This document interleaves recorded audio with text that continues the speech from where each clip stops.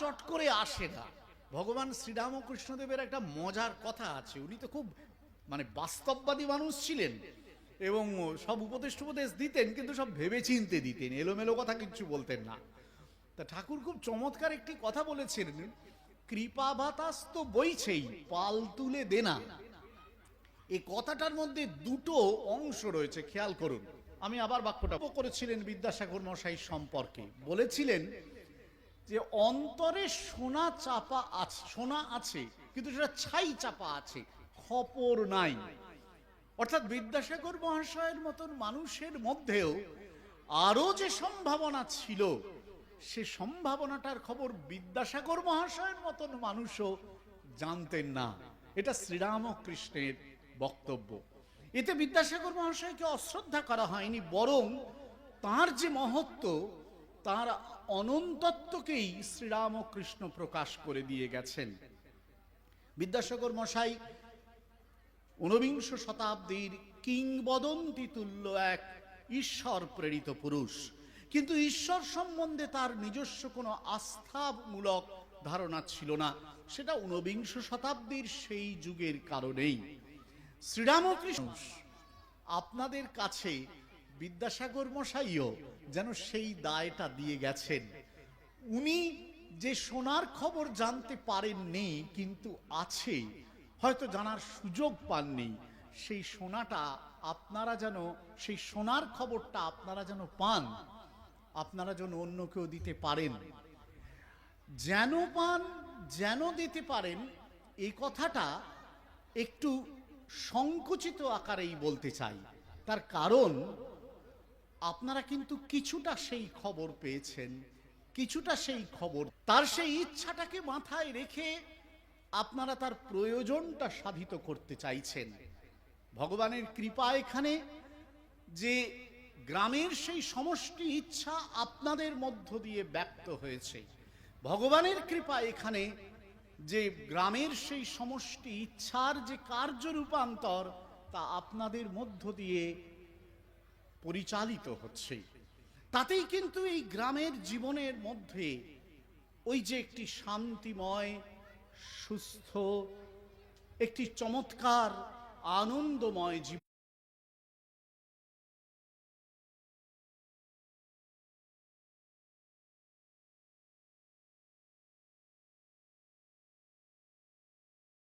হয়েছে।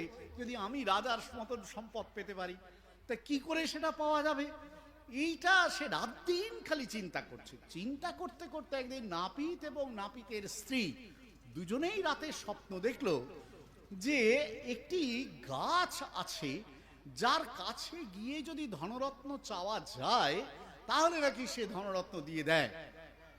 তা তারা পরের দিন সঙ্গে সঙ্গে উঠে সেই গাছের কাছে গেল। এবার গাছের কাছে গিয়ে তার গাছকে প্রার্থনা করছে, তখন গাছ বলে উঠল, হ্যাঁ নিশ্চয়ই আমি দেব, 7 ঘড়া ধনরত্ন তোমাদের দেব, কিন্তু একটা মাত্র শর্ত আছে।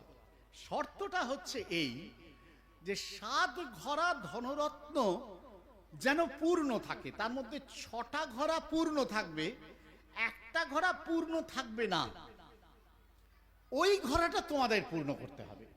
ওই ঘড়াটা পূর্ণ করলে তবে কিন্তু তোমরা এই 7 ঘড়ার ধনরত্ন ব্যবহার করতে পারবে, না হলে পারবে না। তো নাপিত এবং নাপিতের স্ত্রী রাজি হয়ে গেল, বললো তো ভালোই তো, অসুবিধা কি আছে, 6টা যদি পাওয়া যায়, একটা ভর্তি করতে আর অসুবিধা কি। তা তারা ভর্তির জন্য তো লেগে গেল, যেটুকুনি রোজগার করছে সেটা দিয়েই তারা সোনা কিনছে, রত্ন কিনছে। নাপিত গিয়ে কি বলেন, আমি ওই গাছের কাছে গেলাম, তারপর কি হলো, আমিও 7 ঘড়া ধন পেয়ে গেলাম, কিন্তু ওই 7ম ঘড়াটা আমার সময়ও খালি ছিল, আমাকে বলে দিয়েছিল 7ম ঘড়াটা পূর্ণ করতে হবে। নাপিত জিজ্ঞেস করলো, রাজামশাই আপনি কি 7ম ঘড়াটা পূর্ণ করার চেষ্টা করেছিলেন? বলেন না, ওইটা আমি করিনি। তার কারণ আমার প্রথমেই সন্দেহ হলো যে এইটার মধ্যে ফাঁদ আছে কিছু, নাহলে 7ম ঘড়াটা কেন ফাঁকা থাকবে। বলে তা আপনি করলেনটা কি? বলেন আমি অনেকক্ষণ ধরে চিন্তা করতে লাগলাম, আমার ভগবানকে, ঈশ্বরকে ডাকতে লাগলাম, ডাকতে ডাকতে হঠাৎ করে একদিন ভগবান এক স্বপ্নে আমাকে দেখা দিয়ে বললেন, ওই সব সে কোনো দিন পূর্ণ হবে না, লোভ বাড়তেই থাকবে, ঘোড়াটা কিন্তু ফাঁকা থাকবে। বলে সেই দিনই ঘুম থেকে উঠে আমি গিয়ে ওই গাছকে বললাম, তোমার 7 ঘোড়া দন ফিরিয়ে নাও। গাছ ফিরিয়ে নিল। তারপর থেকে আমি সুখে আছি, শান্তিতে আছি, আনন্দে আছি, আমার ধন সম্পদের অভাব কিছু হয়নি। নাপিত বলল, তাই তো রাজামশাই, আমাদেরও তো এই কটা দিন শুধুমাত্র ওই ধনের লোভেই কেটে গেছে। তাহলে আমিও যাই গাছের কাছে। গাছের কাছে গিয়ে সে বলল, গাছ, এই ঘোড়া আমি চাই না, আমি যেমন ছিলাম তেমনই থাকবো, দরকার নেই আমার রাজার সম্পদে। তখন গাছ থেকে দৈব বাণী হলো, এবার তুমি বুঝেছ তো নাপিত, লোভ করে কেউ সংসারে কোনোদিন বড়লোক হতে পারে না। যে তার নিজের পাওয়া জিনিসে সন্তুষ্ট থাকে, সেই সন্তোষেই তার শ্রেষ্ঠ ধন। শ্রীমা সারদা দেবী বলেছেন, সন্তোষের সমান ধন নেই, এ আমাদের আপ্তবাক্য। লোভ করলে কোনো দিন তা মিটবে না। বাসনার শেষ নেই। বাসনার ঘরে আগুন না জ্বালালে ওই ফাঁকা ঘোড়া ভর্তি করার ফাঁদে আমরা সবাই পড়ে যেতে পারি। নাপিত যে মুহূর্তে সেই প্রতিশ্রুতি দিল, এই ঘোড়া তুমি ফিরিয়ে নাও, গাছ ফিরিয়ে নিল। নাপিত অবাক হয়ে দেখল, মুহূর্তে সে সুস্থ হয়ে গেছে। শরীরে মনে শান্তি আর আনন্দের শেষ নেই। আপনাদের এই গ্রামে এই আশ্রম ঠাকুরমা স্বামীজি সেই বাসনা মুক্ত শান্তি ও আনন্দের বার্তা নিয়ে এসেছেন। ঠাকুরমা স্বামীজিকে নিয়ে সেই শান্তি ও আনন্দের জীবন এই গ্রামকে সত্যিকারের সমৃদ্ধি দান করবে। সোনাদানা সেখানে নাই বা থাকলো। সবাইকে আমার ধন্যবাদ ও নমস্কার।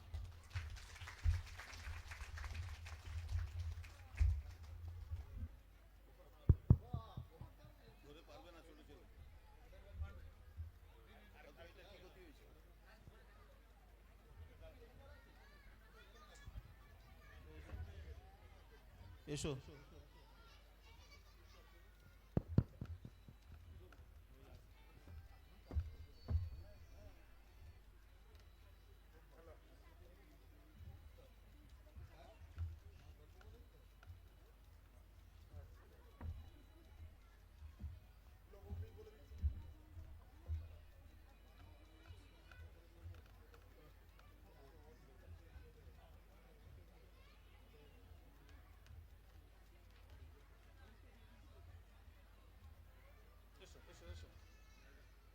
ধরে বলতে পারবেন? আমি ধরবো।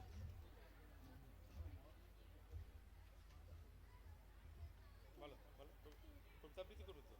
জ্ঞাপন করবে। সে কোথায়? ডাকছি তো, এসো। শান্তিলেখা বরদলৈ, তাড়াতাড়ি।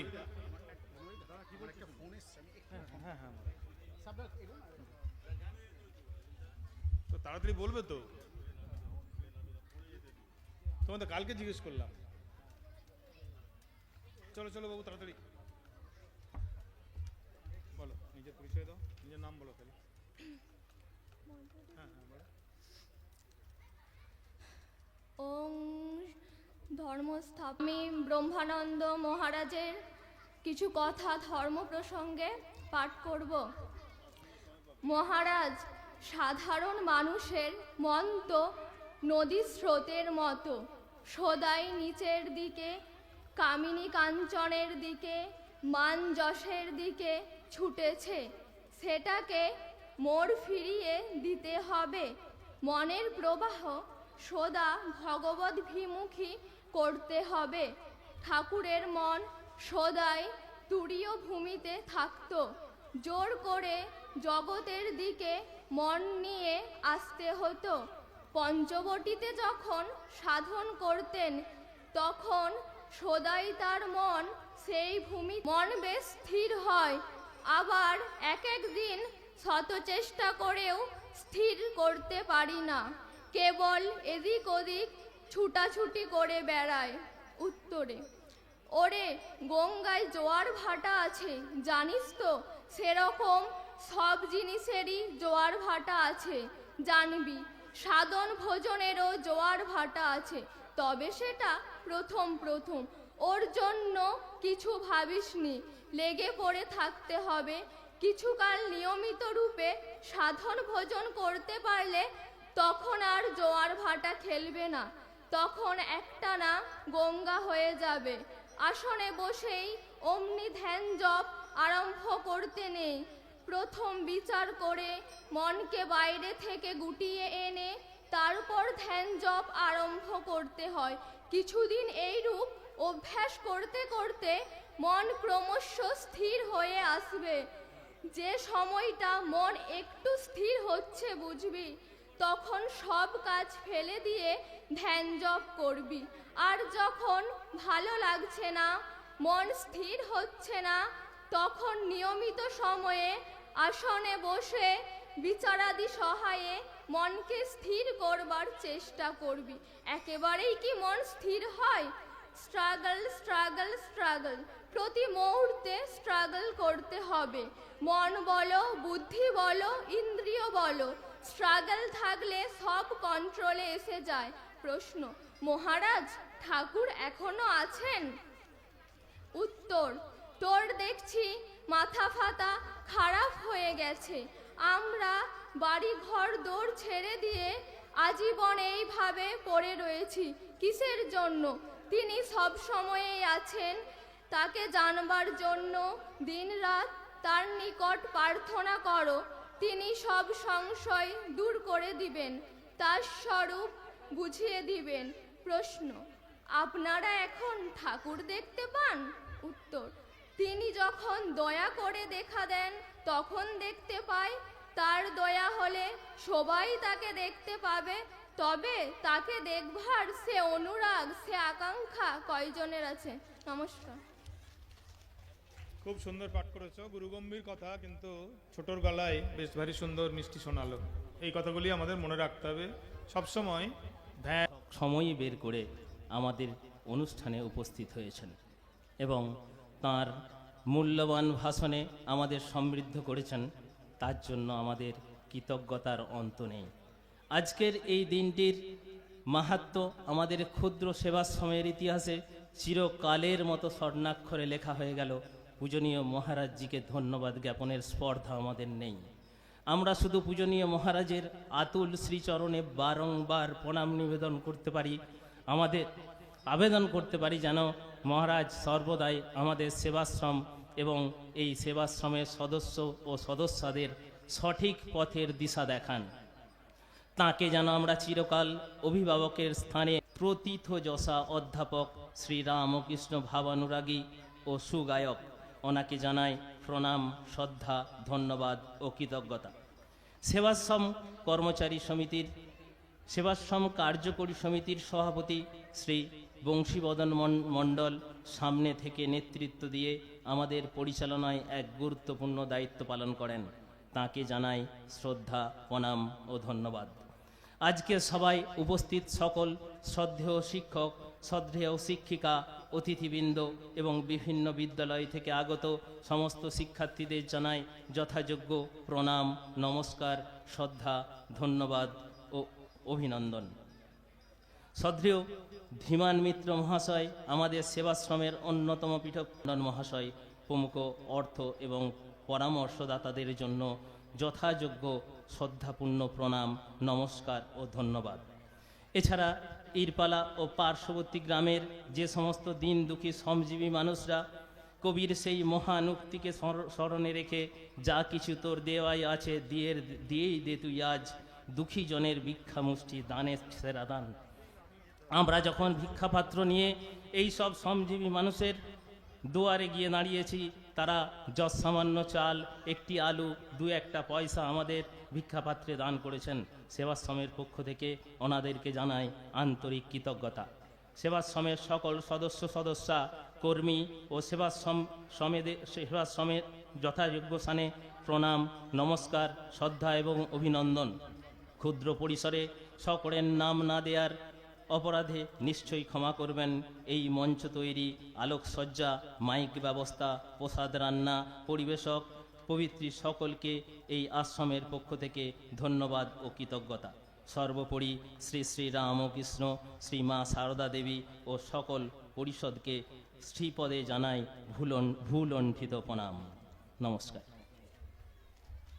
আমরা অনুষ্ঠানের একেবারে শেষ লগ্নে, তো এখন দু তিনজনকে একটু ছোট্ট মহারাজ ওদের আপনার হাত দিয়ে একটুখানি, তার মধ্যে আছেন ধীমান মিত্র মহোদয় 1 নম্বর, 2 নম্বর আছেন দীপক ব্যানার্জি মহাশয় আর তারকনাথ সরকার। একটু কৃপা করে যদি আসো আর কি স্টেজে। হাবলকা এই যে আশিস ভট্টাচার্য মহাশয়। হ্যাঁ হ্যাঁ মহারাজ, হ্যাঁ হ্যাঁ হ্যাঁ হ্যাঁ বিমান বাবু একটু তাড়াতাড়ি তাড়াতাড়ি। হ্যাঁ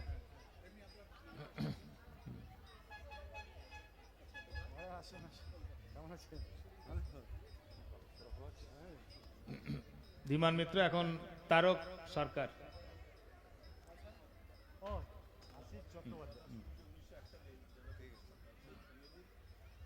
বিকাশ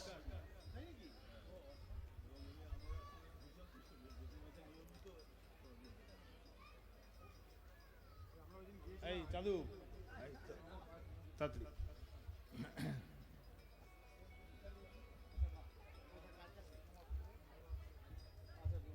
আমাদের এ কোথায় রাম বরদলৈকে ডাকো একটু। বরদলৈ।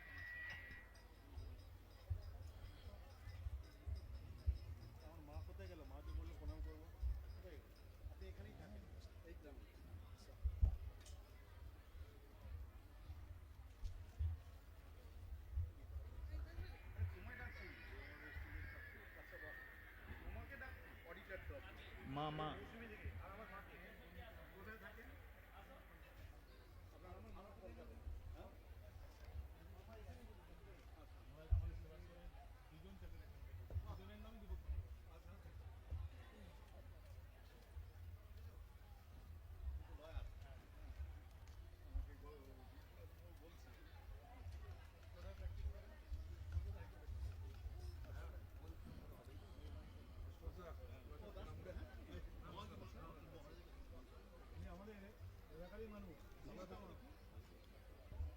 বিকাশ কুণ্ডু ও আমার ক্লাসমেট। হ্যাঁ, ভারী মজার কথা, এরা আমাদের এই গ্রামের নয়, কিন্তু তারপরেও গ্রাম।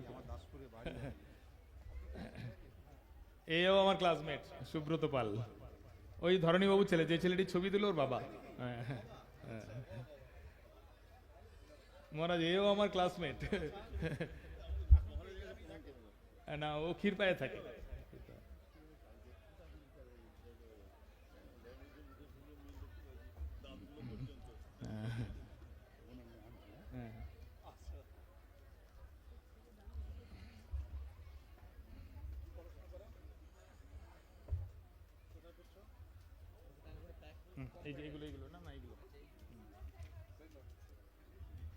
মহারাজ ঠাকুর মা স্বামীজির বই আর ছবি, এই যে এনাদেরকে একটু দিতে হবে। হ্যাঁ হ্যাঁ নিন, দাঁড়ান একটু, দাঁড়ান একটু দাঁড়ান মহারাজ।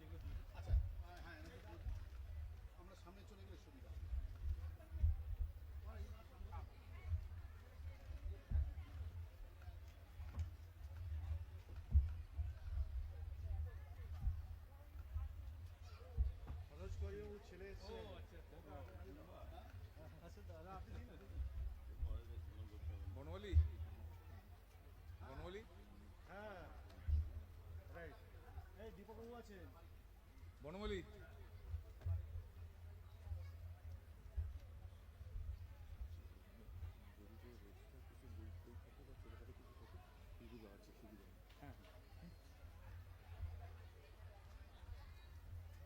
বিমানদার বুকেটা দেওয়া হয়েছে তো?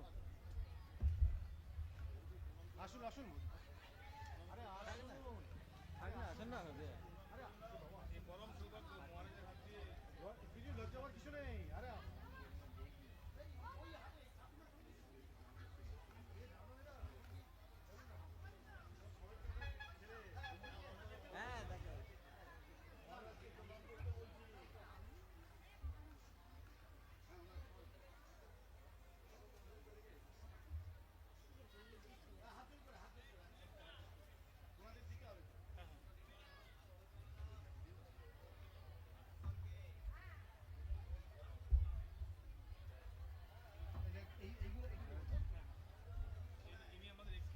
ও তাই নাকি?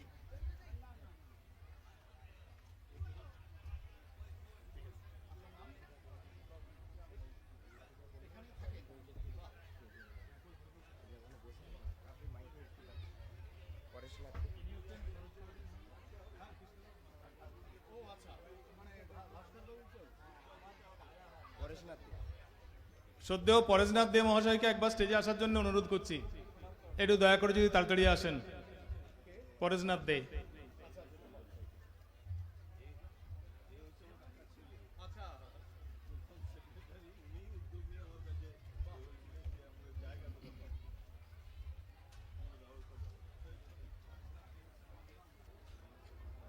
পরেশবাবু দু চার কথা বলার লোক না, কিন্তু মুশকিল হয়ে যাবে। পরেশবাবু একটু বলবেন দু এক কথা।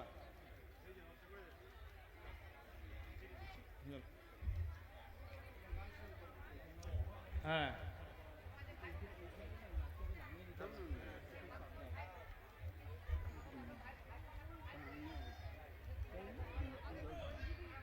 হ্যাঁ হ্যাঁ দেবো দেবো দেবো দেবো, আছে আমাদের, চলো না, দেবো দেবো। খুব খুব সংক্ষেপে, হ্যাঁ 1 মিনিট, অলরেডি দেরি হয়ে গেছে মহারাজের। ওং স্থাপকায় চ ধর্মস্য সর্বধর্মস্বরূপিণে অবতার বরিষ্ঠায় রামকৃষ্ণায় তে নমঃ। যেমন আপনারা জানেন, এই আশ্রম 1918 সাল থেকে স্থাপিত হয়েছিল এবং বিভিন্ন হাত ঘুরে আপনারা দেখতে পাবেন আশ্রমে যথেষ্ট উন্নতির পথে এগিয়ে চলেছে। আমি নিশ্চয়ই চাইব যারা প্রথমে এই আশ্রমটাকে স্থাপিত করেছিলেন তাদের পরিশ্রান্ত ফসল হচ্ছে এই আশ্রম। পরবর্তীকালে আমরা এসেছি, আমাদের শক্তি অনুযায়ী আশ্রমটাকে তুলে ধরেছি। তারপরে কিছু কৃতি ছাত্র যারা এখানে পড়াশোনা করে বড় হয়েছে, তারা পুনরায় আবার গ্রামে ফিরে এসছে, দেশের উন্নতি করতে চায় এবং সেটা ঠাকুরের যে লক্ষ্য সেবার মাধ্যমে। ঠাকুর মা স্বামীজির চরণে প্রণাম জানিয়ে এখানে আমার বক্তব্য শেষ করছি। নমস্কার। অনেক ধন্যবাদ। এখন সমাপ্তি সঙ্গীত দিয়ে আজকের অনুষ্ঠানের সমাপ্তি ঘোষণা করা হবে। সমাপ্তি সঙ্গীত পারলে আমরা সবাই মিলেই গাইব। অতি উত্তম গান, ঠাকুরের কথা।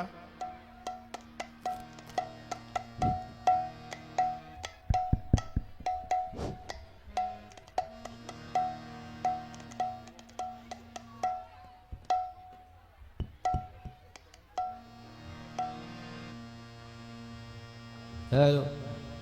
राम कृष्ण शरणं राम कृष्ण शरणं राम कृष्ण शरणं शरणे जय जय राम कृष्ण शरणं राम कृष्ण शरणं राम कृष्ण शरणं शरणे कृपाहि केवलं कृपाहि केवलं कृपाहि केवलं शरणे कृपाहि केवलं कृपाहि केवलं कृपाहि केवलं शरणे जय जय राम कृष्ण शरणं राम कृष्ण शरणं राम कृष्ण शरणं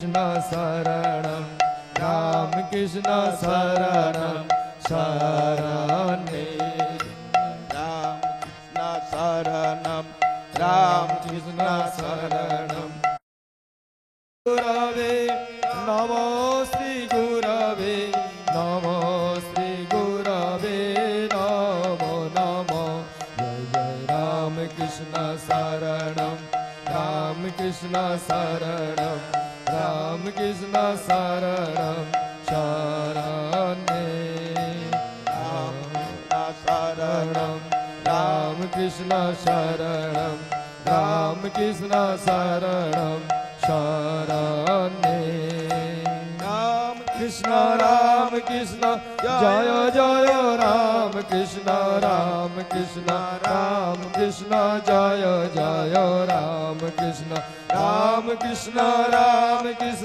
जय जय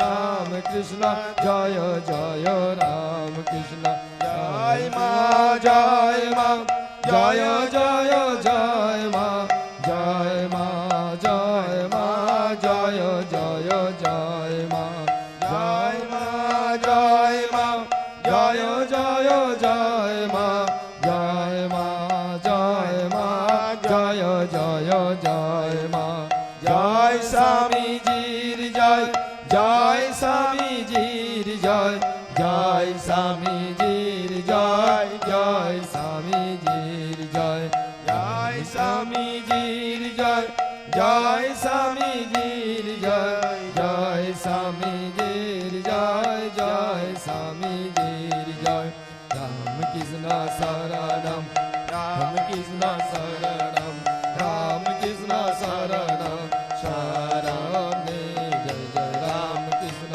शरणं राम कृष्ण शरणं राम कृष्ण शरणं शरणे जय श्री गुरु महाराज जी की जय।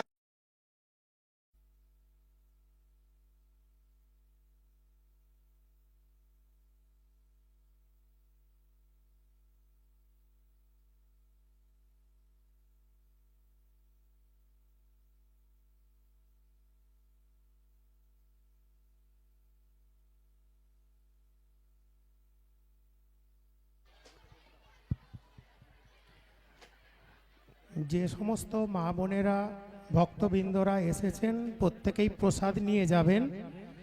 আপনারা অযথা চলে যাবেননি। আমরা এই মূল যে মঞ্চ ছিল সেখানে বড় প্যান্ডেলে আমরা বসার আয়োজন করছি। আপনারা একটু ধৈর্য ধরে বসে যান। আমাদের বড় প্যান্ডেলেও প্রসাদ দেওয়া হবে, আপনারা একটু ধৈর্য ধরে বসুন। দুটো জায়গায় নরনারায়ণ সেবা চলছে, ওই দুটি জায়গা ছাড়াও আমরা এই বড় প্যান্ডেলটির ব্যবস্থা করছি। আপনারা একটু ধৈর্য ধরে বসে যান। ঠাকুরের প্রসাদ, ঠাকুরের নাম করে সবাই প্রসাদ গ্রহণ করে যাবেন।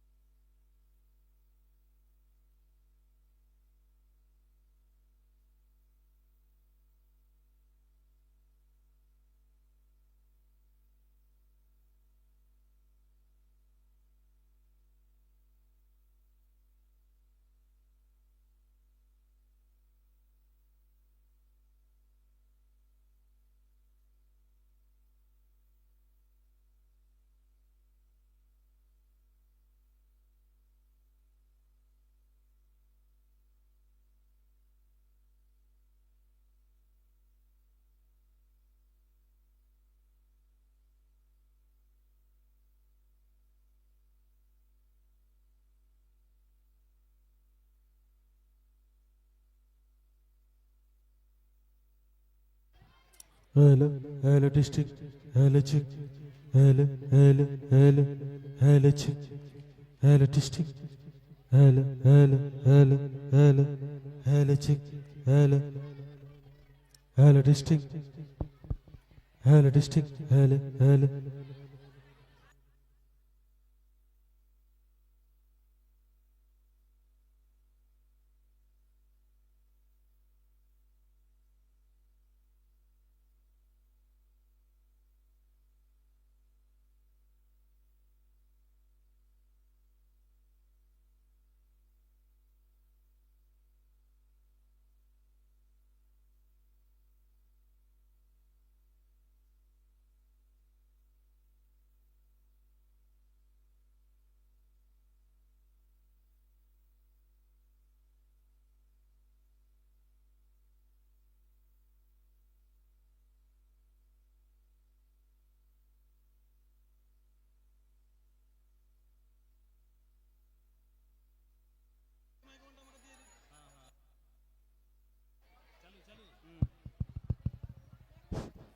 সমস্ত গ্রামবাসীদের জানাচ্ছি, সমস্ত গ্রামবাসীদের সেবাশ্রম থেকে জানানো যাচ্ছে আপনারা যারা খাবার পরিবেশনে অভ্যস্ত, দয়া করে একটু হাত লাগিয়ে দেন। এই সময়টা দয়া করে একটু হাত লাগিয়ে দেন। একটু খাবার পরিবেশনে অভ্যস্ত ব্যক্তিরা একটু দয়া করে হাত লাগিয়ে দিন। এই সময়টা আমাদের একটু চাপ হয়ে গেছে, কেউ অভুক্ত অবস্থায় যাবেন না, একটু হাত লাগিয়ে দিন।